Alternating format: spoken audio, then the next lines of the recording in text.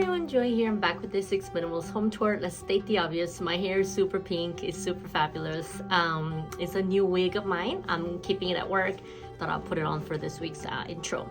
So for this week's Minimalist home tour, it's a little bit early this week because I have a confession. I have a bit of a, hypomania. So this is something that I learned when I was taking a psychology class in my grad school. And one of my professors, gave us like assessment, and this is something that she said I have, and I think it's true. So hypomania is basically like a milder version of being manic. So during that time, you might be very heightened mood-wise. You might be super productive or just like super racy thoughts. It's highly likely that a couple of my videos that I recorded and uploaded were during my hypomania. Basically, it's like a milder version of having a manic episode. And the thing is, sometimes you crash after that, right? So it's like a depressive episode. And during that time, I'm not as productive. So I figured, because I'm kind of like up in my mood, why not record a tour before I crash later, because I can kind of see it coming. So yeah, that's one aspect of me that I know. And the reason why I mentioned it isn't because, I want extra sympathy or excuses or whatever for my upload schedule. But that is just to actually drive home the point that I mentioned last week. Everybody essentially has to practice minimalism, meaning some aspect of it. You don't have to declutter anything that you own to be practicing minimalism, but you do have to learn to prioritize and figure out what matters to you the most. And on the same line of thought, when you figure out what matters to you the most, then you have to also figure out your strengths and weaknesses. So for instance, this is my strength and my weakness, that sometimes I'll have hypomania, and then during those days I can function in like 4 hours of sleep. I can write a research paper in like 8 hours just without moving from one spot. But then during my crashing days, I might not even be able to get up from the bed and clean my house. Another reason why I practice minimalism, because during those downtimes it's very difficult for me to perform even very basic tasks. This is another reason why I know deep down that I can never be with a partner who basically expects me to be their mother and clean after them, so on and so forth, and expect to be taken care of when they cannot do that for themselves or for me. I've actually condensed my life into ways that is manageable for me, so that I can be less of a burden to other people and also enjoy my life. It's not just about being less of a burden. But this is something that I want people to understand, just because you're different does not mean you're bad, okay? And you have to keep in mind that this world is full of variety of people. All of us have our own unique strengths and weaknesses, and the truth of the matter is, no matter how perfect somebody seems, they can only serve certain group of people. For instance, I know for a fact that just me looking a little bit different and having a wig or whatever, it would probably make some people very happy, but it would also turn a lot of people off to my content, and I can no longer serve my role as a YouTuber viable source for them because something about me triggers them in the wrong way. Consequently, I could just be myself, behave in a way that's maybe not palatable for some people, but then that could be the very thing that makes me intriguing to other people. Do you know what I mean? You could never please everybody, but what you could do is understand that when you are uniquely you, and you understand your strengths and weaknesses, and you find ways to accentuate your strength while mitigating your weakness, you're able to be your best self, essentially. When I say best, I don't mean perfect. I mean the version of yourself that is manageable for you, that feels authentic to you, that is in alignment with your life's goals, and in alignment with your skill set, and then you can bring the most value to most people while not having to be fake. Oh, but your hair is fake. Whatever, you know what I mean. So to reiterate my point, you can never please everybody, and when you try to please everybody, you actually become a watered down version of yourself, and then you could never show up 100% for some people. It's a little silly for us to even expect to try and please everybody. It's almost like you're demanding unconditional love from people. And this is, another thing. Again, I'm a young woman, so I talk about dating and relationship as an example a lot. But one of my pet peeves is when I would date somebody, usually a guy, and if he's expecting like unconditional love and just enabling and acceptance like his mother from me, while he struggles to even see me as an equal human being. So that's like, no, absolutely not. And the chances are his own mother didn't even get treated like that by his own father. So I don't know why they're looking for that from me. And it's simply not possible for me to be okay with someone 100% of the time, no matter what they do. I have my ideas of how I think my life should be, how I think my partner should be, how I think my friends should be, how I think my goals should be in general, how I think the world should be. And I'm just doing my part in my own corner of the world to try and live as authentic of a life as possible. And the thing is, if someone cannot accept it, and that is fine. When I accept that others cannot be perfect for me, then I also have that grace for myself. So the older I get, the more experience I have, the less I try to be everything for everybody. And the more I'm willing to be in alignment with myself and realize I'm not gonna please everybody because they're also not gonna please me. And when I try to please everybody, I'm actually essentially trying to love them unconditionally as if I'm a god. I'm not. Do you know what I mean? I'm not. If that is even a thing. If I can't even expect me to be so all-encompassing or expect the other person to accept me exactly as I am 100% of the time and never see any flaws in me, if I cannot do that myself, how could anybody expect that from me? I simply cannot, okay? But what we can do is, in general, when you are authentically you, or even your struggles, even when you're trying to figure out what works for you and what doesn't, like how I'm experimenting with my looks, it's part of the process. And I will have to, some things I can just kind of learn in my own brain. I can think about it and be like, yeah, that makes sense. Or sometimes I have to experience things to know what works for me and what doesn't. And I'm giving myself grace to be different and be myself. And another reason why I love minimalism is that it is kind of I guess you could say, not mainstream lifestyle to live. Most people would want to try and accumulate as many nice things as possible as kind of a status symbol, which is fine also, that is their prerogative. When you call yourself a minimalist, you're sort of, I guess you could say, self-forced to limit your spending, to limit your possessions, to try and sometimes even fit into certain aesthetics. And in that struggle, you're sort of forced to be like, this is what I think is the right way, and I'm going to stick by it. No matter what anyone says, no matter how much somebody pushes me, this is the way I'm going to live. Tolerance for public shaming and tolerance for other people's negative opinions, it makes you kind of stronger to that.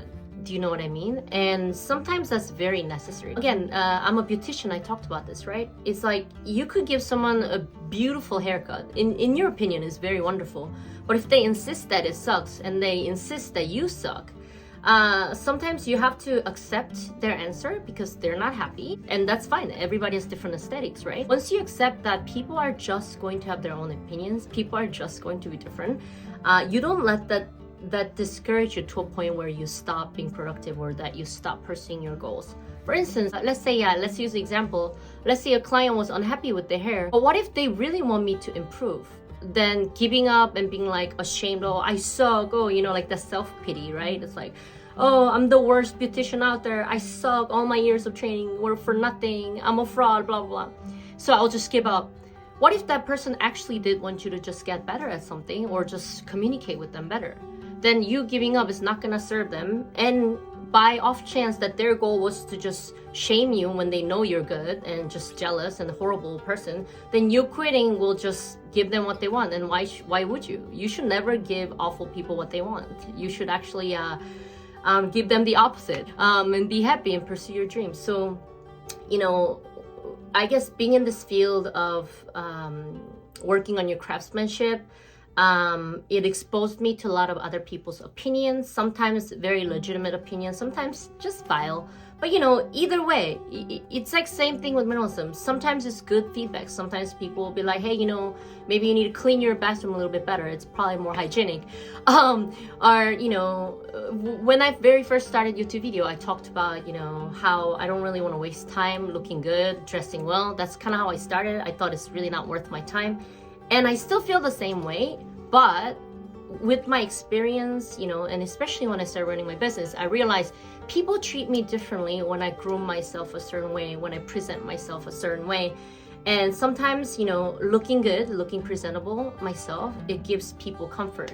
And if that is my job that I chose to be a beautician, then that is also my job to give them comfort, give them confidence. And sometimes people need the visual clue. So for me, it's a very intentional, conscious choice to invest more into items and products, or even own more possessions that make me look good. Guys, I'm telling you, I said this last week also, I'm a perfectionist and I'm very much inclined to try and control everything and everyone and the world around me, because I'm also an optimist. I do think people and things can change. But with time and maturity, I guess as much maturity as I can get at this point in my life, I'm aware I'm not fully there. I'm by no means a spiritual guru or anything like that.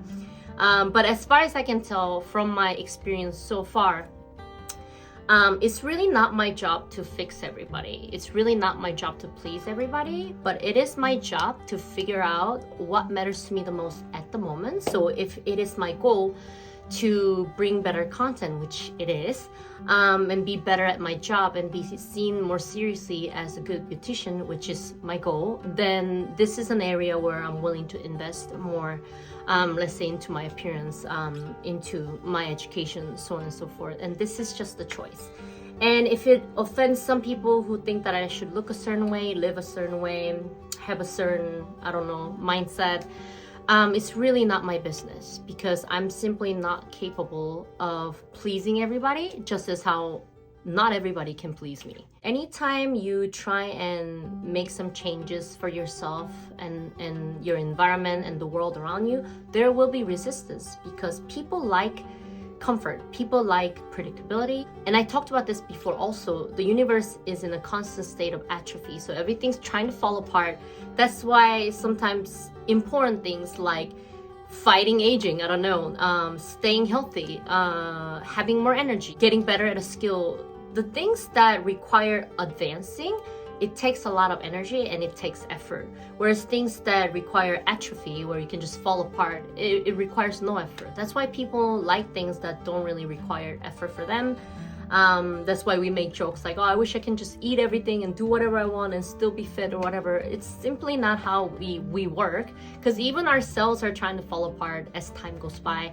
And it is up to us to try and slow that process and go upstream. A dead fish flows down the stream because it's not fighting the wave. But anytime you try and do something with your life, go upstream, find better pastures, there will be resistance, however small, however big. And when you finally realize that, and realize that even if you try your darnest, you try your best to change everything about yourself to please everybody around you, there will be someone still very much unpleased with you. For instance, I will be very unpleased with you. If I see someone who tries to please everybody and never stand up for what they want, never have the courage to pursue what they want, there you go. You are making me unhappy by being that way. So do not be afraid to be yourself. Do not be afraid to improve on your life, and do not be afraid to offend some people, not purposefully, and not be afraid to pursue what it is that you want, because even if you do, even if you don't, somebody will be unhappy. But the thing is, when you do pursue something that you want,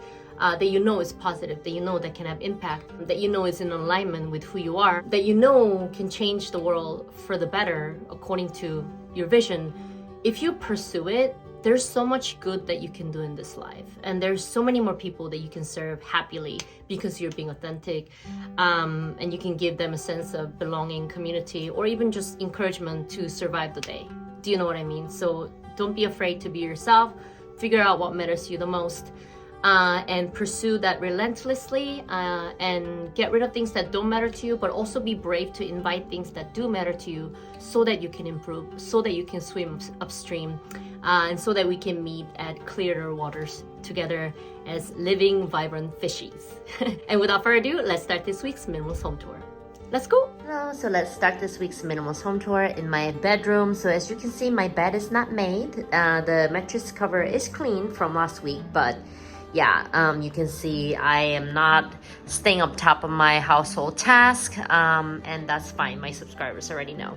And of course, my laundry is done, and I use my door handles for hanger purposes, and I've got a foldable table here. And over here is where my fridge is at. And I actually keep, again, a bunch of miscellaneous items in my suitcase. That's kind of like my garage where I keep stuff that I don't need that often.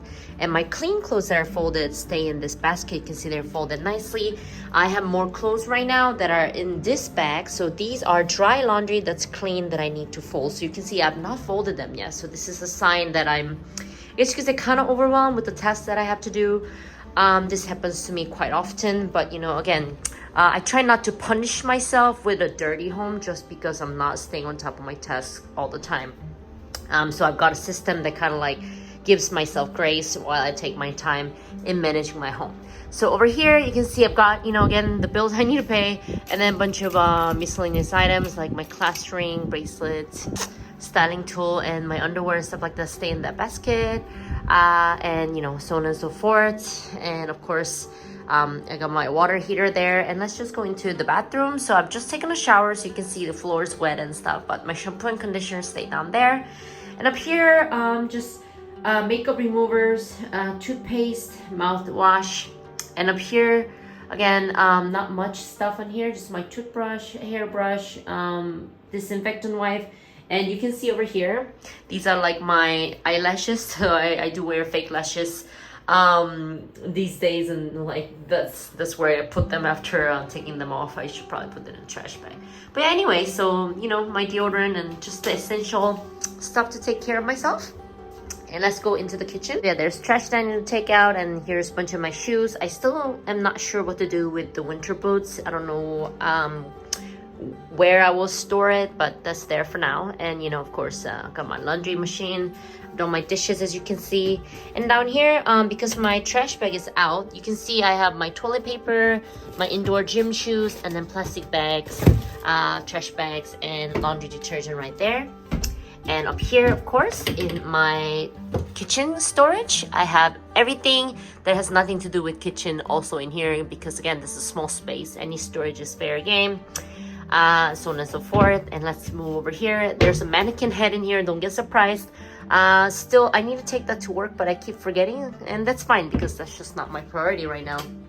And that's kind of how I organize my life. Whatever's more important gets done first. Everything else sort of stays off my brain, so I can focus on things that actually matter. So that was my home tour for this week. I hope y'all liked it. If you liked it, please like and subscribe, and I'll catch y'all next time with more content. Bye! Mwah.